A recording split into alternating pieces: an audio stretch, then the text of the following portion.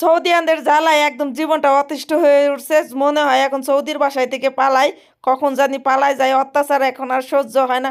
আসসালামু আলাইকুম, কেমন আছে সবাই? বাইরে ময়লা ফেলতে আইছি। এখন বেলা বাজে 4টা, অলরেডি আসরের আজান দিয়ে ফেলাইছে। এটা বাজে এখনো যে রৌদ্রের বলটিস, এই রৌদ্র শরীরে লাগতেছে। আমার মনে হইতেছে শরীরের মাংস সেদ্ধ হয়ে যাইতেছে। আর প্রবাসী ভাইরা এই রৌদ্রের মধ্যে কিভাবে কাজ করে একমাত্র আল্লাহ পাকি ভালো জানে। একদম ফাটানো রৌদ্রের মধ্যে কাজ করে তারপরে বাংলাদেশের প্রবাসী ভাইরা টাকা দেয়। এমন এই রোদটুকু সহ্য করা পারতেছি না, তাইলে প্রবাসী ভাইরা যদি এত কষ্ট করে সারাদিন এই সৌদি আরবের 40, 45, 50 ডিগ্রি রোদের মধ্যে কাজ করে, এদের যে কি কষ্ট হয়। এর মধ্যে থাকি, এখানে প্রচুর পরিমাণ ঠান্ডা বাতাস, তারপরও রোদ। আমার মনে হইতেছে শরীরে চামড়া পুইরা যাইতেছে। বিশ্বাস করবেন কিনা জানি না, সকাল থেকে এই পর্যন্ত এক গ্লাস পানি খাই নাই। এখন আসরে আজান দিয়ে ফেলাইছে। কি রান্না করুম, প্রায় 2 ঘন্টা ধরে শুয়ে শুয়ে ভাবতেছি কি রান্না করুম। মুরগি আলুর ঝোল বানামো, ভাল লাগবো না, খেতে মন চায় না মুরগির মাংস একদমই টোটালি। তো অবশেষে ভাইবে চিন্তা এখন বসাই দিছি ভাত আর আলু সেদ্ধ বসাই দিছি। ভাতের মধ্যে আলুটা দেই নেই, ভাতটা তাড়াতাড়ি হয়ে যাবে। সেগুন চালের ভাত, এই জন্য আলুটা আলাদা বসাই দিছি। এই আলু ভর্তা করে ভাত খামো। বাইরে লেবন জাল দিতে হইব, কপিলে মাই বইলে গেছে বাইরে লেবন জাল দেওয়ার জন্য। সৌদি আরব মানে বিদেশ, এখানে আমি বাইরে এইভাবে কি করে একটু বুঝাইতেছি। দুধ পচায় বাটার তুলে তারপরে পচা দুধ এখানে জাল দিতেছি। এই দুধটা একদম ছানার মতো শুকায় যাবে, তারপরে এটা দিয়ে বড়া বানাবো। আর এটাই সৌদি আরবের মানুষের খুব পছন্দ, খুব খায় কটকটায়। আর এই দুধ এই ছানা যদি আমার শরীরে একটু পরে, আমার সেখানে অ্যালার্জি হয়ে যায়, চুলকাতে শুরু করে। পৃথিবী ছেড়ে যাওয়ার জন্য আমার আর কিছুই লাগবে না। এখান থেকে এক ডোক খাইলেই আমার জীবন শেষ, আর কিছু করতে হবে না। প্রবাসী মেয়েরা বলে সংসার করে না, সংসার করি না, সংসার চেয়ে বড়টা করি। পুরো একটা ফ্যামিলির দায়িত্ব নিজের কাঁধে, সব দিকে চারোদিক দেখে রাখতে হয়, সব কাজ নিজেকেই গুছাইতে হয়। সৌদি আরবের মানুষ নাকে তেল দিয়ে ঘুমায়, বলে খাদ্দামা সব করবে। সবখানি দিয়ে দিছি, এক বোতল আছে, এটা পরে দিব। এটা একটু শুকাই নেক, তারপরে জাল হোক। এই যে বাইরে উঠান ঝাড়ু দিমু। ম্যাডাম আমার কইলে এই জায়গা দিয়ে পাথর এইভাবে দেওয়ার জন্য এইগুলো দিমু।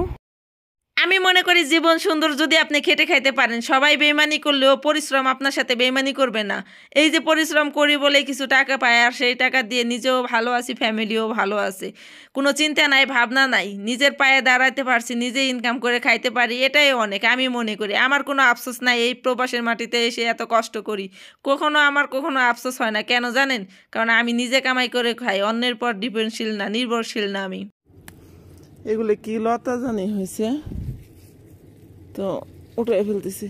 মাশাল্লাহ একটা খেজুর গাছ হয়েছে। কপিলের মায়ের কইছে এটা এই জায়গায় হইব, এই জায়গায় বড় হইব, এই জায়গায় খেজুর ধরবো। কয় মাশাল্লাহ মাশাল্লাহ, সমস্যা নাই, হবে না। কত কিছু যে লাগায়। পাথর পুতর দিয়ে যতটুকু পারলাম ঠিক করলাম। এখন এটা হোক এখানে। ও মায়া মায়া গো, হঠাৎ করে ঝড়ির মতো বাতাস শুরু হইলো। চুলের আগুন খালি ফরফর করতেছে, একটু পাতিলের মধ্যে জাল লাগতেছে না। এখন কি করি? পরে ভাবলাম এই দিক দিয়ে এটা দিয়ে দিই, বাতাস একটু কমবে। যাই হোক, আমি যে বাসাটার মধ্যে আছি আলহামদুলিল্লাহ, আমি সকাল থেকে 12টা পর্যন্ত ঘুমাইতে পারি। সকালে কোনো ঝামেলা নাই, আর মেহমান আসলে কোনো ঝামেলা নাই। এখন আপনারা বলতে পারেন, ও মায়া মায়া গো, স্বপ্না পায় এত টাকা ইনকাম করে, হে দিহি সিরা জামা পড়ছে। আসলে সিরা জামার ঘটনা হয়েছে কি, এই জামাটা অনেক দিন ধরে পরি, আমার খুব ভালো লাগে। আর আমার যদি কোনো কিছু ভালো লাগে, সেটা আমি একেবারে ছিঁড়ে বিড়ে না যাওয়া পর্যন্ত ব্যবহার করতেই থাকি। তো ভাবলাম গোসল করে এটা চেঞ্জ করবো। এদিকে কপিলের বাইসতে কি করে, সারাদিন বন্দুক দিয়ে পাখি মারবো। ওর কাম হয়েছে কবুতর মারবো, বিভিন্ন পাখি মারে। আমার খুবই রাগ হয়, আমি মাঝে মাঝে চেঁচামেচি করি যে তোকে এই সৌদি আরবের দেশ, মরুভূমির দেশ, এদেশে পাখি পালা এমনি না। এইভাবে যেন পাখি পাওয়াশু মাইরে একবার টেবা করিস, তোর নামে তো একেবারে 14 শিখের মামলা দেওয়ার দরকার আমার মতে। ওরে এনে পুলিশ দিয়ে ধরাই দিলে হলো ভালো হইব।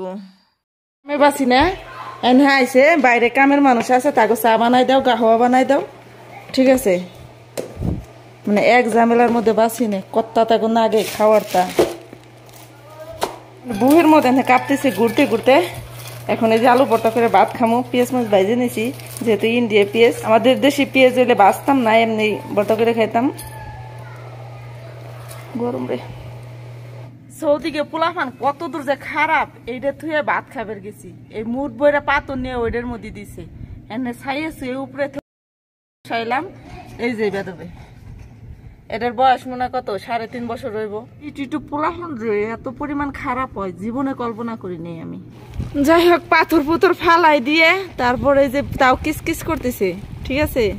তারপরেও কিসকিস করতেছে। পোলাপানে এত খারাপের খারাপ, কি দরকার আসলে এই জায়গাতে এই বালি উঠে এদের মধ্যে দেওয়ার? এখন এইভাবে জাল দিয়ে নামাই নিয়ে যায় যাওয়া হবে না। তো আমার মতো এরকম চাকরি পাইলে আর এরকম ভালো মানুষ পাইলে কেউ মনে হয় 10 বছরের নিচে প্রবাস থেকে যাইতো না। যেমন আমার বাসায় টোটালি কোনো কাজ নাই, কফিলের মা বাবার শুধু চা গাহুয়া আটা জাল দেয়, চা চাপটি বানাই দেয়, তাই খায়।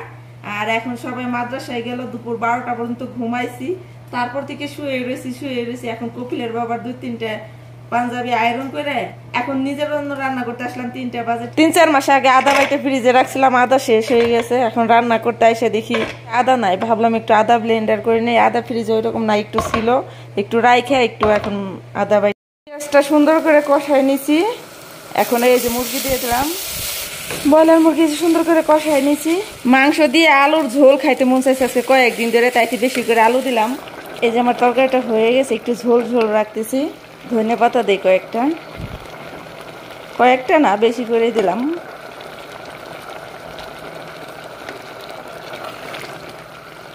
রান্না চলতেছে আজকে, সৌদিদের জন্য কি রান্না করি একটু দেখায়। তার আগে একটা কথা বলি, বুড়ির ছেলের বউ আছে একটা ডাক্তারের বউ, তার বাপ সবই অন্যরকম, বেশি আসে না, কথা বলে না। মনে হয় 5-6 মাস পরে যে আসলো। আজকে রান্না আগেই বসাইছি, অর্ধেক মুরগি দিয়ে কি জানি রান্না করব। এখন তার মধ্যে আবার মুরগি কাটে দিলাম সেদ্ধ, দেখাইতেছি। এই যে তরকারির মতো করে পেঁয়াজ দেয়, টমেটো দেয়, বেগুন দেয়, আলু দিয়ে মুরগির মাংস সেদ্ধ বাজে দিছি। এটা সেদ্ধ হইলে এই যে আটা ছেনে রাখছে, এই আটা ছেনে দিব, আমি দেখাইতেছি একটু। সৌদিয়ানদের এই খাবারটা আমার বাসায় রমজানের আগে কবে রান্না করছিলাম মনে নাই, কিন্তু রমজানের ঈদের পরে একবারও হয় না, অ্যাজ ফার্স্ট। বিশেষ করে মাংস দিয়ে রান্না করে, কিন্তু মাংস নাই দেখে মুরগিটা রান্না করছে, অনেক মজা ওদের কাছে খাবারটা, আমি খাই না কখনো।